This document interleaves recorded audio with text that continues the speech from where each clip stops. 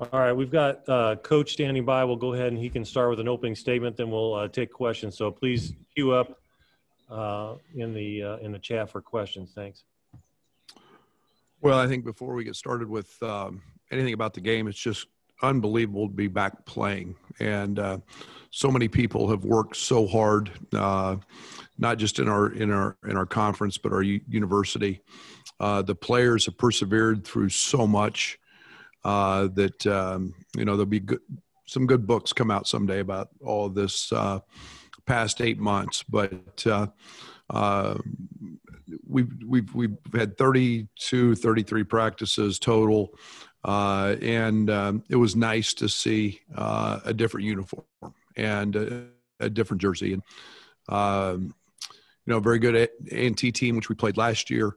And you're always curious how your freshmen are going to play. You're going to, how you guard, what you get exposed to. And, lo and behold, we get off to a really good start because of a freshman. And I thought Adam was tremendous early. And then I thought our defense in the first half was really solid. We contested shots at a very high level. It's one thing we've been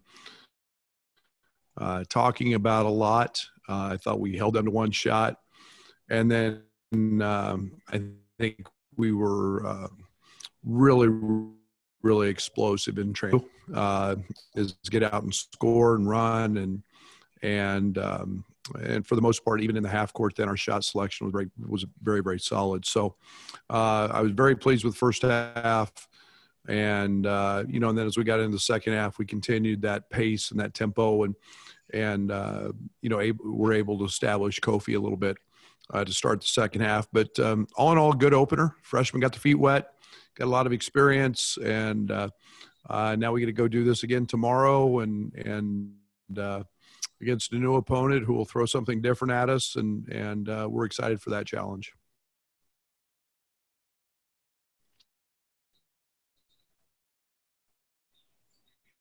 Okay, we'll start with Jim. Jim, we can't hear you.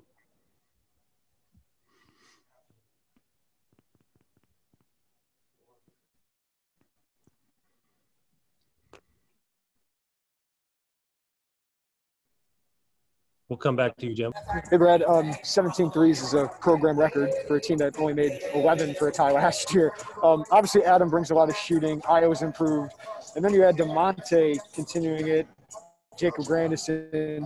Did you see this in practice? Like, how much improved do you think the shooting is? How much do you think? Better shooting team, Jeremy, than we were a year ago. And, I think maybe it was just a combination of the new line, the arc, being moved back. I think it was, we know Trent's, been an elite shooter. Io's been a really good shooter throughout his career, and both those guys struggled a little bit. But we set out to change that in recruiting. Obviously, Adam's an elite shooter. Jacob Grandison is a guy that can really shoot it, as does Curbelo and Coleman Hawkins, and so. I think we're going to be a really good shooting team, and I think that's one of the strengths of our team. And today was evident that we shot it, but we got really good shots, and that was something I was proud of. But 17 threes, and Adam gets his career off with a 6 for 8 night is pretty impressive. So tomorrow's a new day, and we'll see if that ball goes in again. Obviously, Adam originally didn't know if Iowa would be here, probably thought he'd be gone. But how much better can Iowa make him on the court and off the court?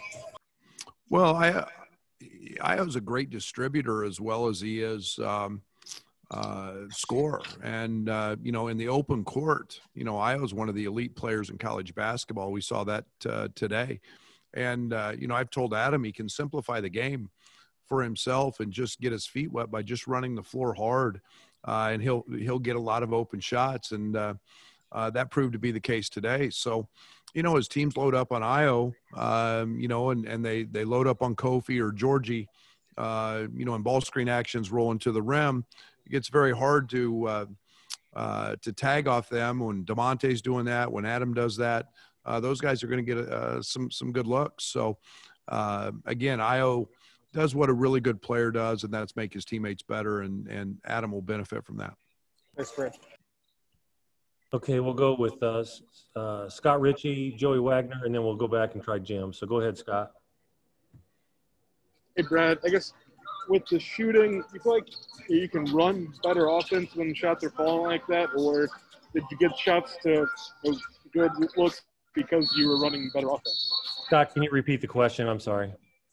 Yeah, sure. Brad, do you feel like the shooting allows you to run better offense, or were you getting the open looks because you're already running good offense to begin with?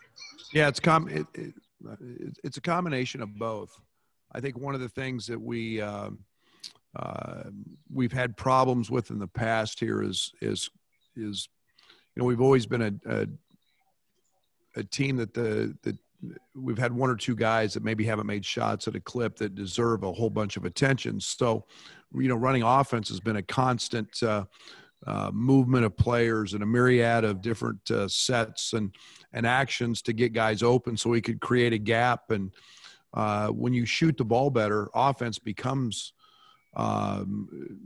easier, and shots have a tendency to go in when you execute. And so I think it's a combination of both. And today was a day that I don't want to say our execution was great, but we did get good shots. And they played a lot of zone, and the ball got inside and out. And when you do those things and the ball zips and you're unselfish, you play in a good rhythm, and that's what we did today. Defensively, maybe for that essentially 9-minute stretch in the first half where you held them scoreless, what did you like most about what you guys are doing there? Yeah, contesting shots, Scott, was huge. That was one of the things that we've been emphasizing. We've been challenging our guys to make every shot a contested one. And I'm excited to look back at the film here to see what our contest percentage was. But, and we're a team that late last year was so we made so few mistakes. We made a lot today. I can tell you that on the defensive side, which as we move forward in our schedule, those things will get exposed. But again, it was great effort. We got on the floor, we got some loose balls. We held them to one shot. So we finished the possession with a rebound, and that was good to see. Speaking one more real quick to Chicago State tomorrow, what do they do well that you're going to have to try to counter? You know what? I'll be honest, Scott. I have not watched a second of them. I'll catch a little bit of their game here. I'll dive into film tonight, and I know they're going to play really hard. Any team that Lance Irvin's a part of is going to play their tail off. I know they've got a good amount of guys back, but that's about it when it comes to actual execution. Okay, Joey, you're up. Derek Piper on deck. Go ahead, Joey. Hey, Brad. Adam said, maybe by this point in his career, we, or people who watch him, shouldn't be surprised at performances like this. Are you surprised to see him come out and shoot 10 of 12, 6 of 8 in his college debut? Well, I think one of the things we see today is guys play high-level basketball against high-level players all the time. I thought he was the best scorer in this class. I thought he was a guy who could just get buckets and do it in a variety of ways. And today it was easy. It was simple because he just ran the floor. He took good shots. And the game was easy. It won't always be that easy for him, but when you're a gifted scorer and a gifted shot maker, which he is, and the one thing with Adam, he has an ability to make hard shots.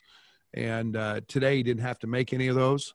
But again, it's a tribute to our guys. I mean, Trent Frazier gives the ball up to him for an uncontested layup, and that's what our program's about, is that unselfishness. And we all know Adam's a very good scorer. We see that every day in practice. And then maybe a minute and a half after the horn at the end of the game, Kofi was running baseline to baseline with Fletch. What was behind that? Well, I think the one thing that Kofi now understands is the conditioning piece.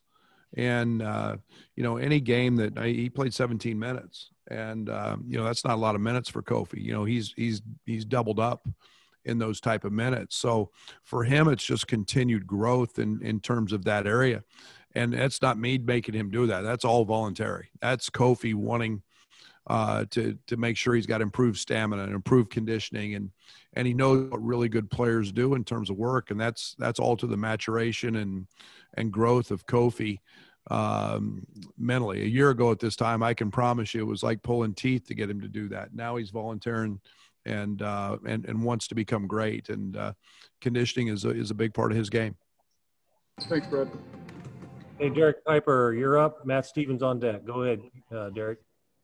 Hey, Coach, DeMonte stuffs the stat sheet today. He's now made 11 of his last 23s going back to last year. I know you've always loved what he's brought to the table, but what's clicked for him? What's his evolution been offensively? Well, Io works so hard that the one thing that you're never in shock of is success when it comes his way. It's the saying, good things happen to those who work hard. Well, I would assume he works really hard. And from the time our season ended, through all of his preparations for, what he thought might be an NBA run, he did a lot of work, and he spent a lot of time in a gym getting up a lot of shots. And he did that from what was the NBA line. So we've seen him light it up. He works every day. He's got his pregame routine, his routine before shoot around. That young man gets a lot of shots up, and he took good shots today. And you put that jump shot with his explosiveness and transition, and he becomes a pretty lethal player on that end. All right, Coach, I know we got some music going in the background. I was actually asking about DeMonte and what he's bringing to the table offensively. Sorry about that. I didn't hear that. But, again, another guy who's worked extremely hard. And, it's great to see DeMonte. My confidence has never wavered 1 second in DeMonte. And we see him make shots all the time in practice. And he's such a willing passer. And, he leads us in about every defensive he and Trent lead us about every defensive category every single day in practice.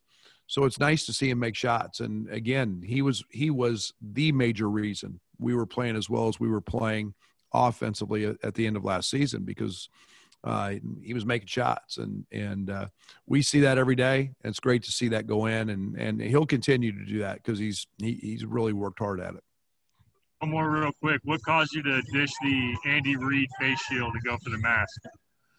Yeah, I've done both, and I really thought I would kind of I didn't have to talk a whole bunch in terms of to our guys and communicate today, and I like the shield when I do that, but sometimes the mask is more comfortable, and you'll see me in both. I tried in timeouts mostly to stay with the shield as guys are in close proximity, but you'll see me in both, Derek. Thanks, Coach. That was a really good answer for Io as well, even with DeMonte. Matt Stevens, you're up, and then Anthony on deck. Go ahead, Matt. Kind of answered my Io question, so I'll just kind of ask you, Brad, about the defensive end of the floor, and if you thought this team would be at this level, on November 25th, that's pretty rare to go 9 minutes without holding a team scoring, no matter who it is. Are you surprised that they're at this level right now, or that they're at this tier right now defensively in the season opener? Well, like I said, I was pleased with today. We'll see what tomorrow brings in terms of everybody's execution level on the offensive ends at different places.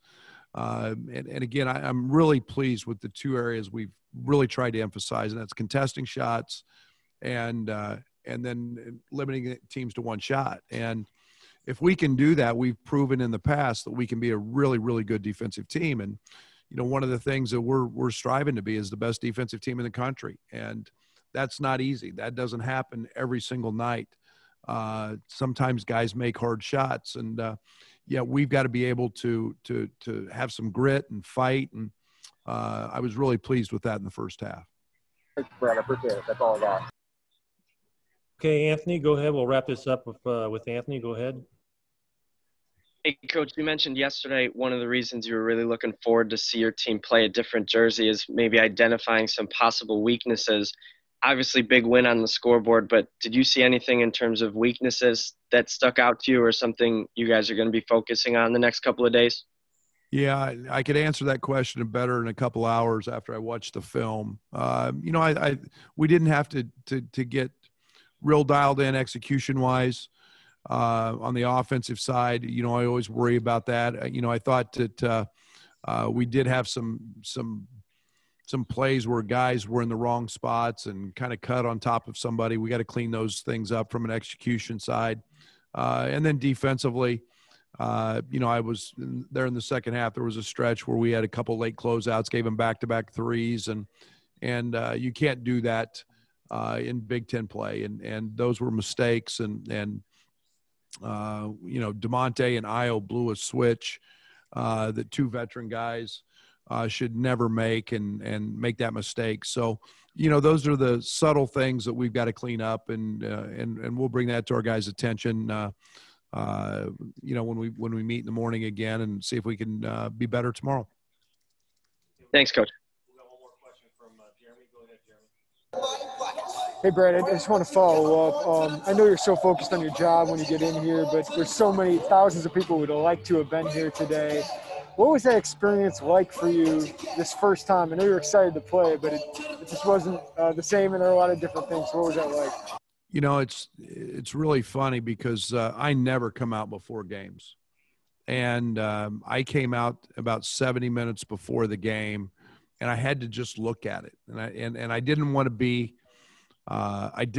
surprised or shocked when I walked out right before the game, because you know me, I love letting the Orange Crush have it and getting them going and waving to them and dapping up the scorers table. And man, that's such a thrill, and it's so exciting, and it's you just get that juice going.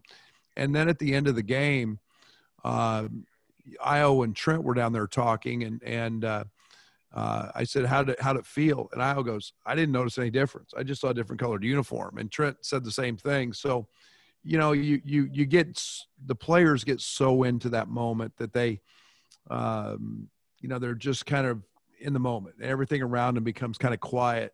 I miss it.